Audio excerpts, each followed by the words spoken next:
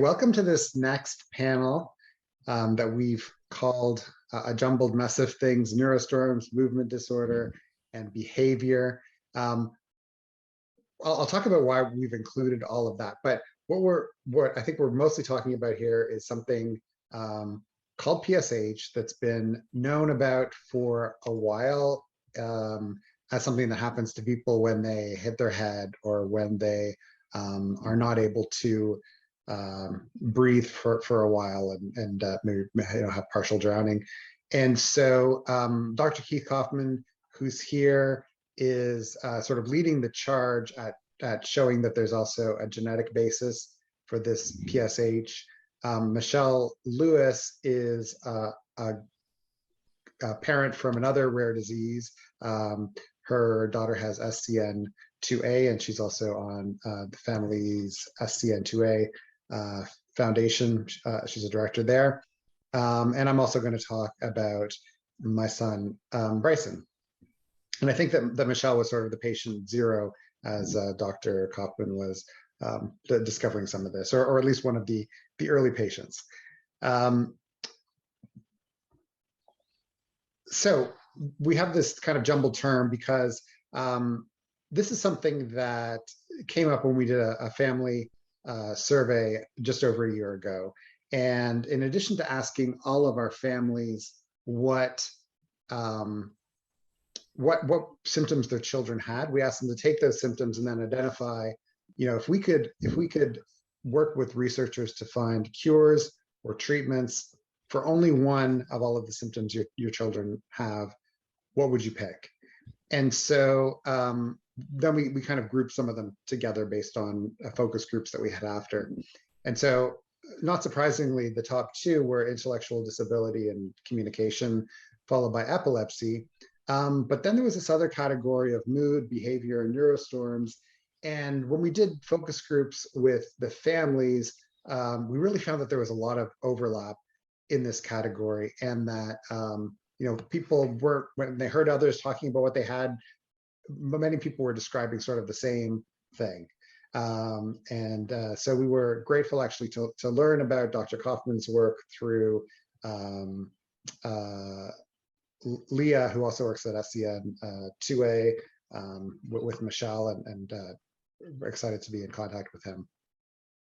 I also just wanted to mention, this is something that I haven't shared with Dr. Coffman before, but in the phenotype data for GRIN1 in the patient registry, they've noticed that 61% of GRIN1 patients, or parents of GRIN1 patients, report that their children have movement disorder.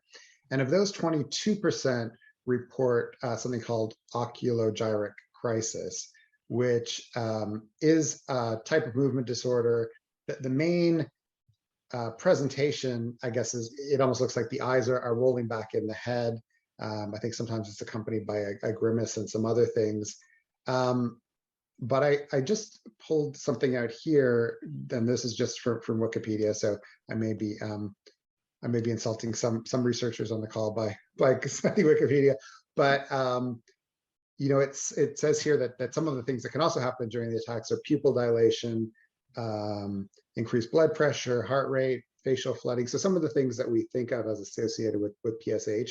So I don't know if there's a connection or not, but I thought I would mention that. There was also in the presentation this morning from there was a presentation from a GRI-2 mom whose both her husband and daughter have GRI-2 disorder, and her husband, when he was younger, had the same oculogyric crisis. So we know so far that it exists in GRIN1, maybe also in this other oculogyric crisis. And the one other thing just to mention is that also heard today from a GRIN1 family in her presentation, and she was talking about autonomic respiratory conditions, and basically her child throughout the day, in addition to having some of these things that we see in PSH, throughout the day, her child goes through these cycles of not being able to breathe, for multiple, like a long time, turns blue and then breathes again, and it's kind of continuous through. I think it doesn't happen when the child's asleep, but when the child's awake, it happens sort of continuously. So that's pretty frightening and pretty extreme. So obviously at CureGRIN, if it's a focus for our families, it's something that we also really want to focus about, and especially because this is something that is not well understood, among the patient population, but more importantly among other researchers and clinicians. And I think that just talking for my family, this is my son Bryson. And most of the time, this is what he looks like. He's a super happy, social, loving guy. You can see he's got COVID hair there. But he also has these episodes where he gets, sometimes can get extremely violent. We've always wondered what they were. Are they spent a lot of time with doctors wondering if they're seizures. He had multiple EEGs to try and detect seizures. The doctors weren't able to see anything on an EEG. Then one doctor saw an episode, thought it looked like a seizure, so Bryson's been treated for that. We really spent, he's 50 now, we spent 15 years trying to figure out if they were seizures. And more recently, actually, even just before we talked to Dr. Coffman, there was a neurologist in Toronto who put Bryson on NAC, and which is actually a supplement that helps with oxidation, and gabapentin, and we noticed that these drugs seem to be helping with the storms. More recently, he's been on clonidine, which is helping even more. I think his dose still isn't big enough, but we definitely noticed that it's helping. But just to just talk a minute about kind of what it looks like. Bryson, lately it's sort of more predictable what the pattern looks like, but he'll often start by kind of tightening up and twisting. We can see him kind of twisting his legs, like it's clear that he's uncomfortable. He sometimes starts kind of making a scream or a wail or a grunting sound. And then it can become quite violent for a while, with him kind of thrashing around. Looks like he's in a lot of pain. We see his pupils increase. We notice his heart rate increasing, and then it just stops. It suddenly, it can go on for 20 minutes, and then it suddenly stops. And I think that, for us, two of the things that to look for that in retrospect were important were, one, the enlarged pupils that suggested that there was something autonomic going on, not a seizure, and also just the way that it suddenly stops, and there wasn't really an ictal phase afterwards, like people with seizures see. So I'm just going to show a short video. This is a 20-minute episode that we've cut down to about 2 minutes of Bryson experiencing one of these. Yeah, so there are a lot of tough things about being the parent of Bryson. Like, his life is really hard. It's hard to be a caregiver, but this is definitely the hardest thing that we have to deal with him. And I mentioned at the start that it can be violent. There have been periods where it's just impossible to get him to stop biting himself when he's in the middle of one of these. We've been, when he's biting his wrist, we've been worried that he would tear an artery or something. So it is definitely frightening.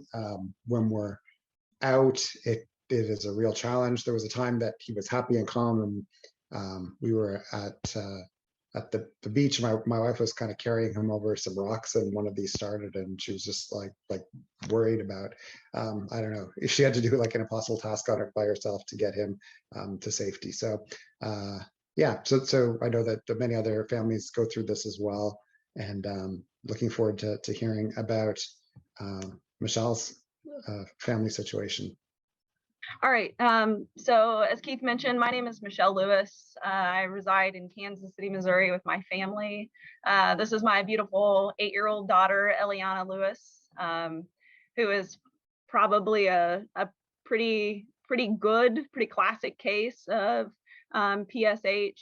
And I would say probably arguably, without total knowledge, probably a pretty severe case of PSH.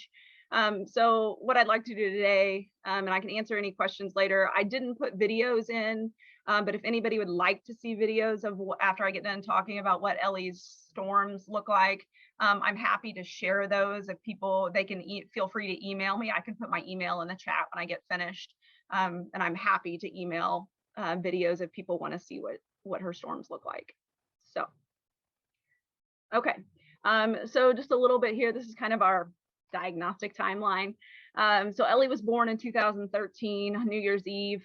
Right after birth, we were transferred to the NICU at Children's Mercy here in Kansas City.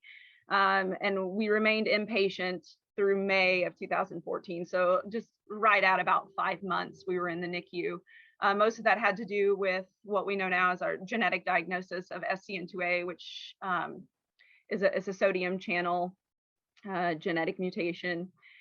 So once we were released from the hospital, a few months later, so at this point it's June-ish 2014, this is where we started to see a little bit different symptoms. We were used to seizures every day, daily seizures. We still have daily seizures.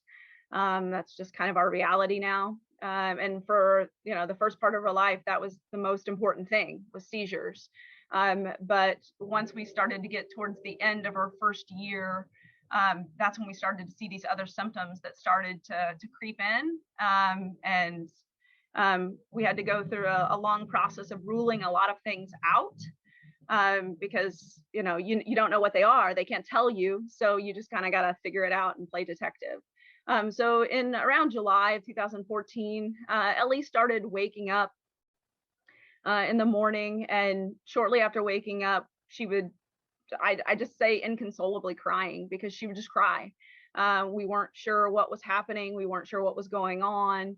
The cry was very, very neurological. It seemed, it was what we call a neuro cry. It was very regimented and it wasn't a cry like I'm upset because somebody took my toy cry, that has inflection and things like that. It was very straightforward neuro crying. So we immediately went in for EEG. We ruled out seizures at that point. So the question was, what is it? At that point, early on, we were considering things like central visceral pain, things that we couldn't quite put a finger on, but might be happening. So we tried gabapentin, which we are still on today. And we tried a very low dose of clonidine at that time. It didn't seem to help any. By the time we get to March of the following year, so at this point, she's 14, 15, 16 months old. The crying had worsened to sometimes as long as 8 hours a day. I know, Keith, you had mentioned your son, he has these spells and then he's done. For Ellie, it came to the point where it's like she couldn't turn off. She was crying and crying and crying. And then we started to see all these other symptoms that were starting to emerge along with the crying. And it's like she would get upset and frustrated about that and then just couldn't turn off. So this is where we start to see the dystonic posturing. For Eliana, that was a stiffening of her legs, specifically her right leg would stiffen to the point that she was actually subluxing, or putting her hip out of, her hip was out of joint because of the tightness and the stiffness of the leg. She started to develop tremors in her upper extremities, which we still deal with to a certain extent. But it's just a shaking. It's very like somebody that has Parkinson's is similar to what it looks like, with her shaking in her upper arms. At this point, we're continuing to look for questions, trying to rule things out. So we thought maybe it's GI. We have a lot of GI issues within our community. So maybe it's reflux or GERD. So we ruled that out. that wasn't it. So we know it's not seizures, and we know it's not GI related. We tried with the dystonia starting to become an issue. We trialed a few different things. We trialed low dose clonazepam. It didn't really work at the time. We trialed Benadryl. I'd read some articles, and our neurologist at the time was like, sure, we can try it. Ellie unfortunately had a completely opposite reaction to what we wanted. So we quickly took her off of that.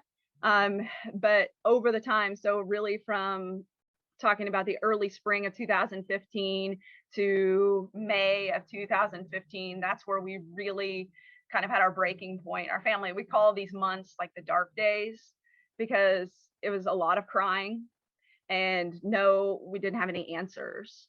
So the crying continued. By May of 2015, there were days where Ellie was crying inconsolably up to 16 hours a day. And we couldn't, there was nothing that we could do to stop it. This is where we started to see an increase in what we now know it's cyclic vomiting. So she would have episodes where she would throw up, which was not uncommon with Ellie and with other members of our community. But the problem is she would throw up, and then she'd throw up again, and she'd throw up again. And we'd have, she would go 24 hours, and anything you tried to put in her, meds, water, food, anything, was coming straight back up. And then she would be fine for, 2-3 weeks, nothing. And then it would happen again. And so we saw this cycle happening. We continued to have the dystonia and the tremor that were continuing to be an issue. During one of her storms, so she'd been crying most of the night, and I'm a teacher and I have to get up early in the morning. So my husband, who is a saint, was staying up late with Ellie, and he had her up on his chest just trying to console her, but we couldn't. And she had her stiff legs like she always does, and her tremors in her arms.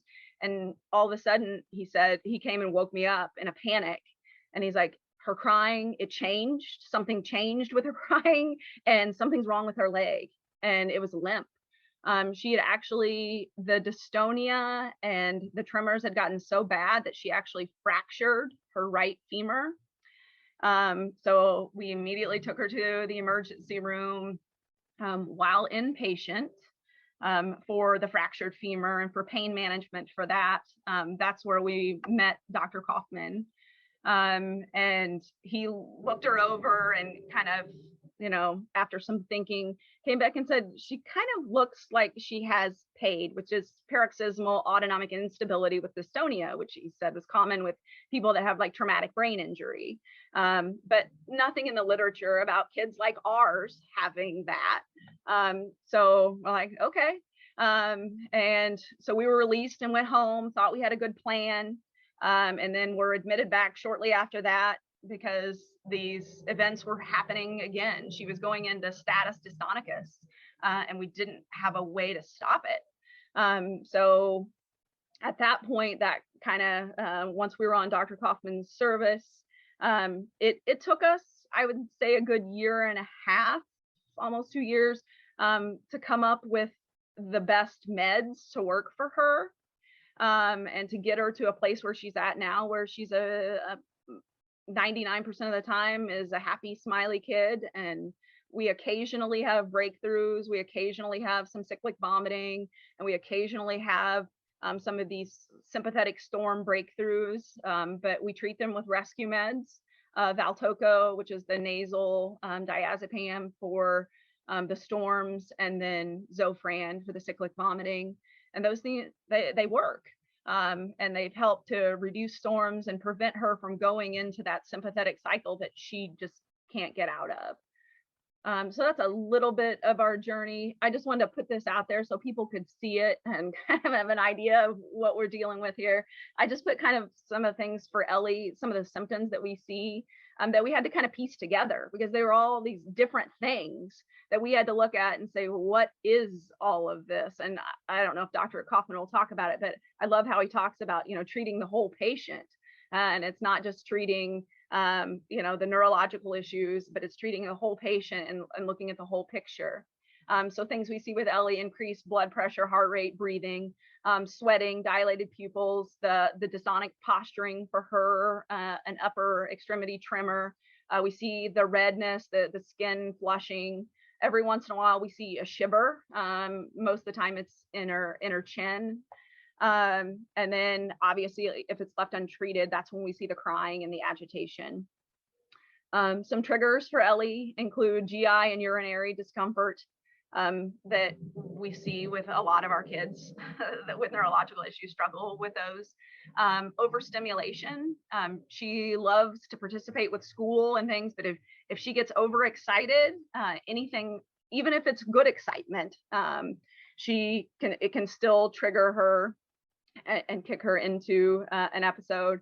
Any extreme temperature changes, hot to cold, cold to hot, and then any type of pain response. Those are kind of some of the triggers that we've figured out are things that we have to kind of work around and look for Ellie. On the right, I put the medications that she is currently on. I included the whole regimen here, but because there isn't a single treatment for all of this, it's kind of we treat symptoms. The clonidine, I mentioned earlier that early on we were on a very small dose of clonidine, and when we started on Dr. Coffman's service, I said, I don't think it's working, and he said, I just think we need to increase it. And so we bumped it up, and it's probably been, I would argue, probably the most effective medication for her. She's on a pretty big dose of it. And the Cinnamon, that's carbidopa levodopa, which is for the tremor. Clonazepam and baclofen, same thing for the dystonia. Bothanicol is something that our GI, that we've gotten through GI to help with, try to prevent some of the GI and urinary discomfort. It helps just to stimulate the bowel and the bladder, which has been beneficial. And the other things are kind of common things that we see, like non-allergic rhinitis or vasomotor rhinitis for Ellie, which I've incidentally looked into, and that's actually can be connected to autonomic dysfunction apparently as well. So you have all these things that we think are these individual things, but in reality, it's really all, for Ellie at least, is tied back to autonomic dysfunction. So, all right, that's it. If anybody has questions for me later, please put them in the chat, or happy to answer. Thank you, Michelle. That was really interesting, and I think the fact that it just sounded so bad for you guys, and that it could get treated for Ellie, that just provides so much hope, I think, to me and probably to so many other families as well. So we'll take questions at the end. So if everyone listening, if you have questions, put them in the chat. Sometimes you can't see the Zoom chat unless your window takes up the full screen. So if you can't see the chat button, just maximize your window. And I'll introduce Dr. Coffman. So he gave a talk about 2 months ago to the GRI community. And within 2 weeks of us putting it up, it already had over 300 views. So it was like definitely I think the most popular video that we've had. There's just so much interest from our families in this, and so little information out there about it. So we're grateful that he agreed to come again today and talk about this. So thank you, Dr. Coffman, over to you. Okay, so I'm going to share my screen. Okay. Go. All right, so slides look good on your guys' end? Yes. Okay, so we're going to go through what I call dysautonomia 101. So a large focus of the talk will be on PSH and excessive autonomic output, but we're going to talk about the entire autonomic nervous system to help everybody understand sort of what it is, what it affects, and the multiple different ways that it can be dysfunctional. Okay.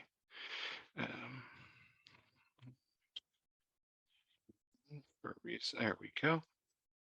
Okay. So the autonomic nervous system is responsible for the automatic functions of the body. Okay. So as you saw and have heard, this is a top of the head to bottom of the body part of the nervous system. Heart rate, respiratory rate, temperature, gut motility, so moving things from the stomach all the way down through the lower intestine, bowel and bladder control, sweating, fight or flight response, arousal, so your level of alertness, sleep-wake cycles, and sexual arousal as well. Okay. This is a diagram, a cartoon of the entire autonomic nervous system. So you can see from the eyes, mostly the pupil, all the way down to the bladder. There's not a part of the body that is not affected and or innervated by the autonomic nervous system. So there are three technical branches of the autonomic nervous system. So the first is the intrinsic enteric nervous system. So the gut has its own nervous system. And there are, interestingly, more neurons in the gut than in the entire spinal cord. So anytime you think about problems with gastrointestinal motility in children with neurodevelopmental disorders, neurogenetic disorders, this is why. And the gut is densely interconnected with the brain in a two-way street. Gut sends signals to brain, brain sends signals to gut. There's the sympathetic nervous system. So PSH stands for paroxysmal sympathetic hyperactivity, which I said will be the focus. So what happens with the sympathetic nervous system is this is the fast-acting part of the autonomic nervous system that excites the body. Its counterpart is the parasympathetic nervous system. So this is the slow-acting, predominantly inhibitory. So when we think about the classic things we're taught in medical school as physicians, sympathetic is fight or flight, parasympathetic is rest and digest, right? So that's the way that physicians are taught to think about the autonomic nervous system. So when we think about the autonomic nervous system, one of the biggest pieces and why children with neurogenetic disorders have autonomic dysfunction is that there is a part of the brain called the hypothalamus, which lives deep in the center of the brain, and it is the command central for autonomic control. So hunger, thirst, circadian rhythm, so sleep-wake cycles. I was looking on Keith's first slide that sleep disorders are also a big concern in your community, as are respiratory issues, and both of those are part of the autonomic nervous system as well. As you heard Michelle mention about temperature and temperature sensitivity are a big part of the autonomic nervous system, and then everything else, heart rate, blood pressure, sweating, nasal drainage are all affected. So then you get down into the middle of the brain, and in the middle of the brain is where the business end of the central part of the autonomic nervous system is. So you have structures called the raphe nuclei that are cell bodies for serotonin. So serotonin is the neurotransmitter we think of most as it regards to sleep-wake cycles. We also think of the most in terms of mood, and lastly, pain. Okay. And the substantia nigra, which is where the cell bodies for dopamine live. So dopamine is the neurotransmitter for alertness, attention focus, and motor control. So if you don't have enough dopamine, you don't move very much at all. Parkinson's disease is characterized by the loss of the dopamine-containing neurons within the substantia nigra. If you have too much dopamine output, you can have involuntary hyperkinetic movements where you move too much. And then the sympathetic trunk, which goes down the side of the spinal column and innervates all of those internal organs. So the first type of dysautonomia we're going to talk about, or we're going to talk about the two overall categories. So So hot, wet, agitated, irritable, and stiff, as you saw from Keith's video and Michelle's description. And that's really where PSH or paroxysmal sympathetic hyperactivity comes to be. And then the opposite are patients who are cold, dry, sleepy, and floppy. So this is what happens when you have insufficient autonomic output. So Keith mentioned earlier the young individual who has a problem with what we'd call apnea, right? So problems with initiating breathing. When you don't have enough autonomic output, you can have problems where you have pauses in your respiratory function. Most patients typically only have one type, but this is not an absolute. I currently manage a couple patients who fluctuate between too much autonomic activity and not enough autonomic activity. But those are typically rather rare individuals. So when you think about the first, so insufficient autonomic activity, just so you're all aware of what that looks like, even though that's not the main focus. So really profound sedation. So not being able to wake up much at all, with low body temperature or hypothermia, pallor, meaning pale, cool extremities, low blood pressure, urinary retention, constipation. And the key thing to separate insufficient autonomic output for something like an infection that's causing what we call sepsis, which is overwhelming infection, is patients with insufficient autonomic output have all of these symptoms and a low heart rate or bradycardia. Typically in patients who have all of these symptoms and fast heart rate, that's when you worry about infection. Okay. Typically, these patients are further along in their disease course if their condition is degenerative and they simply can't mount enough autonomic output to sustain body function anymore. Okay. And they may be what's called TPN dependent. So they may have such diffuse dysmotility of their gut that they can't process any food at all, and all of their nutrition is being delivered IV. Whenever I see individuals who have this history, neurology is all about history. If you don't know what a patient has as a neurologist, by the time you're done taking their history, you need more history. You only use tests to confirm what your history and exam have told you. So you can have rare seizure types where you get decreased autonomic output as a result of them. So we often do EEGs to ensure that the patient is in what's called non-convulsive status epilepticus.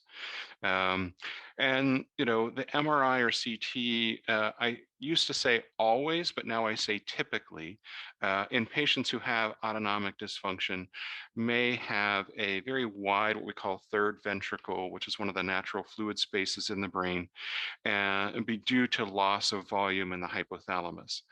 I say typically because I now have a number of patients who have significant autonomic dysfunction whose brain MRIs do not show any loss of volume in this region. So whenever I encounter a patient with insufficient autonomic output, what I do is I look to see what are they not producing enough of. So you can actually very accurately and exquisitely assess neurotransmitter levels in spinal fluid of patients. And that evaluation is absolutely critical if you have someone who has insufficient autonomic output. So we look for what's called homovanillic acid, which is a metabolite of dopamine.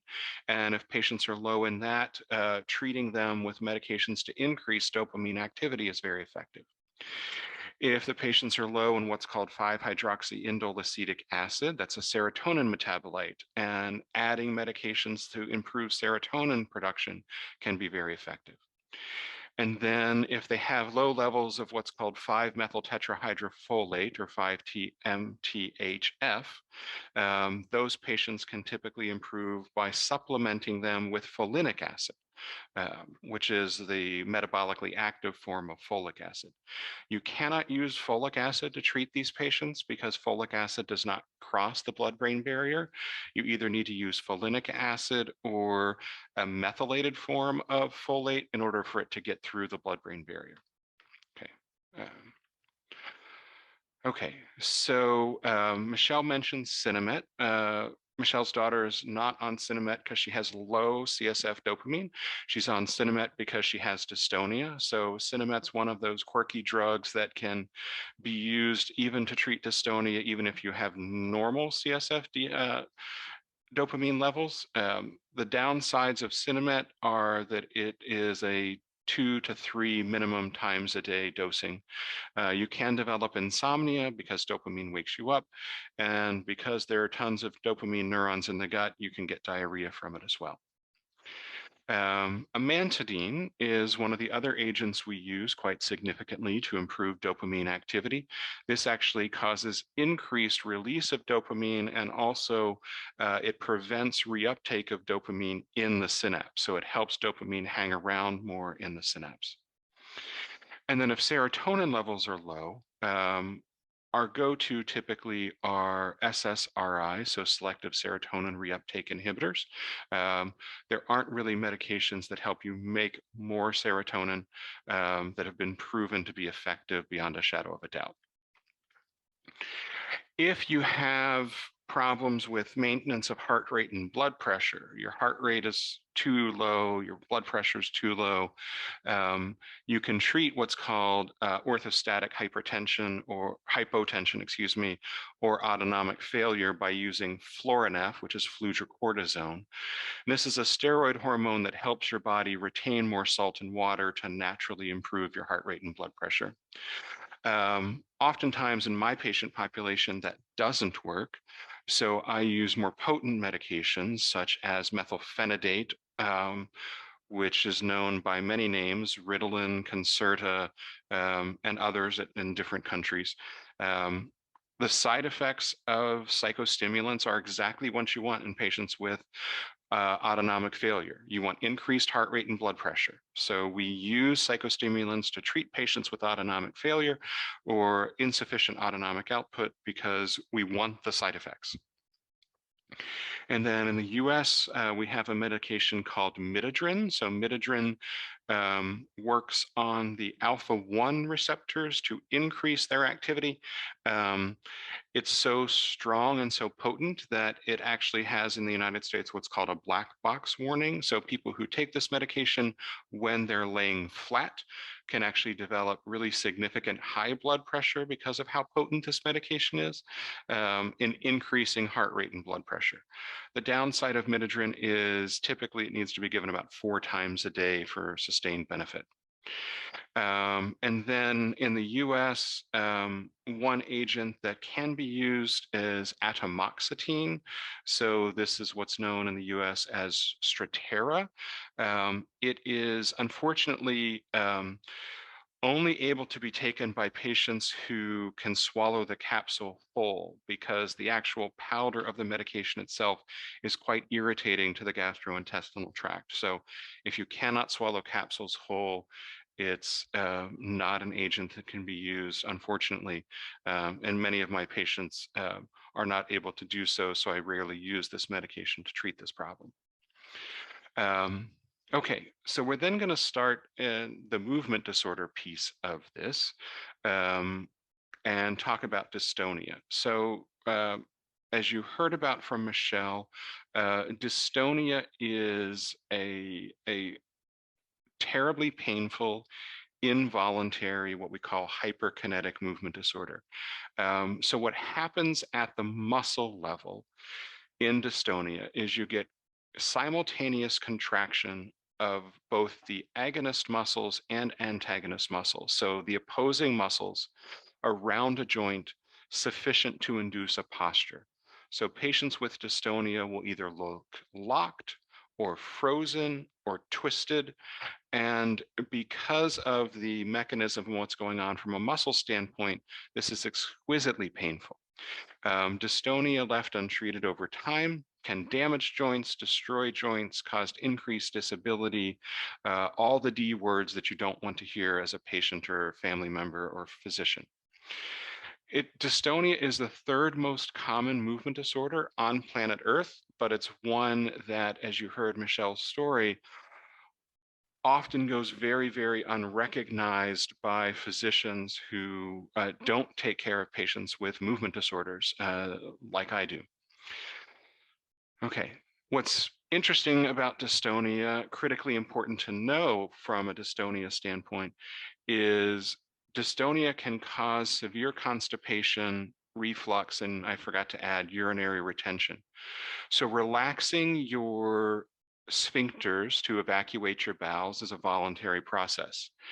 If you have really significant involuntary contractions of your abdominal muscles and your paraspinal muscles down your back, you can't relax your sphincter sufficient to evacuate your bowels. Same thing to relax your urinary sphincter. That's a voluntary thing.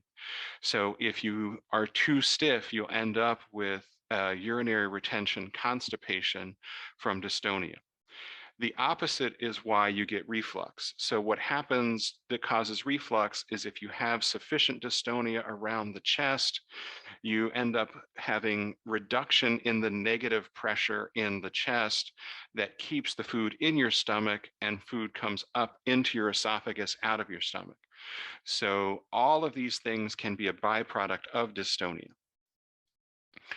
So dystonia with dysautonomia, as Michelle said, historically was referred to as paroxysmal autonomic instability with dystonia. We now call this, as you've heard, paroxysmal sympathetic hyperactivity, which is a much more anatomically and physiologically accurate term. So what happens in PSH is historically, as you heard from both Keith and Michelle, typically brain disease, so near drowning, brain injury, brain tumors. We now know increasingly that this can occur in patients with neurogenetic brain diseases. Historically, this was referred to as thalamic storms.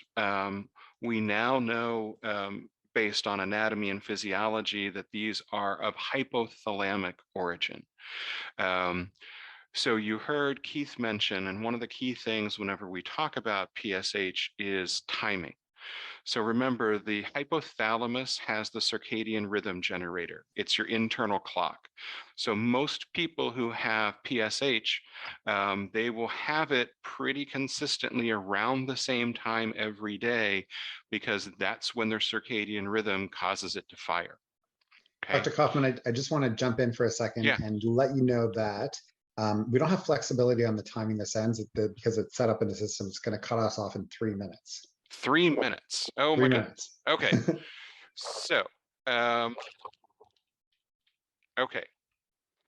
So when you treat PSH, you have to prevent it. You can't abort it. We use, as Michelle said, everything: controlling room temperature, lower stimulation, regulate sleep wake, evaluate for pain.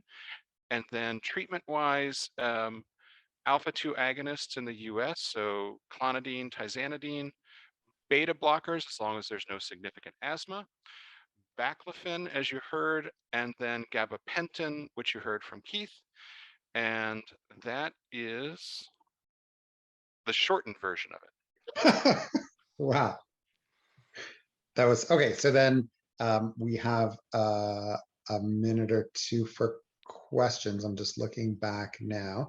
So one question: do patients move from the hot, wet autonomic dysfunction to the cold, slow, or vice versa as a disorder develops? So they can.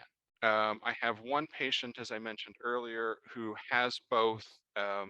His condition is worsening over time, and as his condition is worsening, he does not have any of the GRIN or GRIA or SCN2A. He has a completely different condition. But as his condition is progressing over time, we're seeing more slow hypothermic days and less hot hyperactive days, unfortunately. And there's a question maybe for Michelle. How have you found balancing the medication that you've used with how they've made them, your children, not themselves? Sure. So quality of life is super important to us, and we want to make sure Ellie has the best quality of life possible. So we balance a lot, but in reality, like if she's in pain all the time and she's crying all the time, like that's a no-go for us. So it's finding the right medications that work, and we've trialed lots that haven't worked for us. So I think it's just about finding that balance between your kid and what's best for them and their quality of life, ultimately. Thank you. Well, so I'll just take a moment because we might disappear in a minute to thank Dr. Coffman and Michelle. Thank you very much for joining us. And I'll just say for Bryson on clonidine and gabapentin, I think both of those have side effects of drowsiness. And so when we started ramping Bryson up on the meds, he was much more sleepy, but that has gone away. So after a while on the meds, he seems kind of back to his normal sleep-wake cycle. We can keep going as long as it doesn't cut us off, because do we have another question? Keith, it's going to cut you off. I'm sorry. Okay. Thanks, everyone. Thanks, everyone. Bye. Bye.